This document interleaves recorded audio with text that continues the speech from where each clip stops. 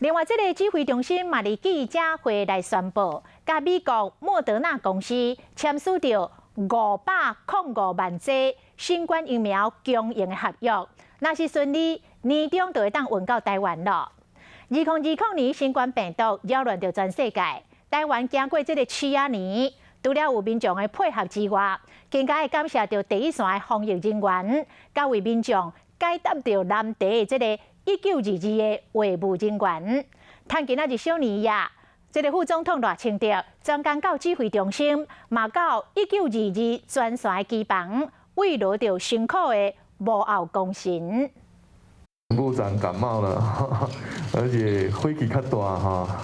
这个龟苓膏呢有双重的意义，一方面呢让我们陈部长身体健康，同时呢新的一年疫情归零。祝福台湾的疫情继续稳定。副总统赖清德早代表好运的镜头来到指挥中心，甲辛苦的防疫人员加油赞声。让我们同仁一天24小时要值班嘛，可以使用一下也让台湾高枕无忧啦。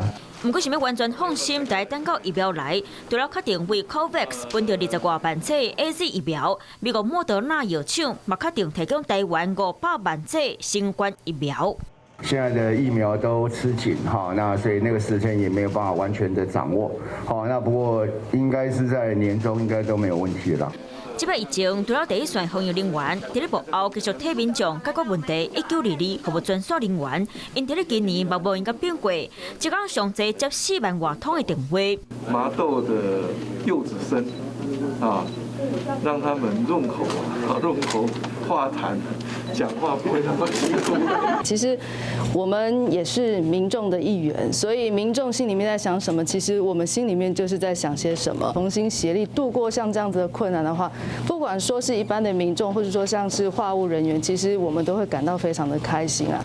无你卡就是这将心比心的想法，面对疫情的挑战，台湾人才会当团结，同齐对抗疫情。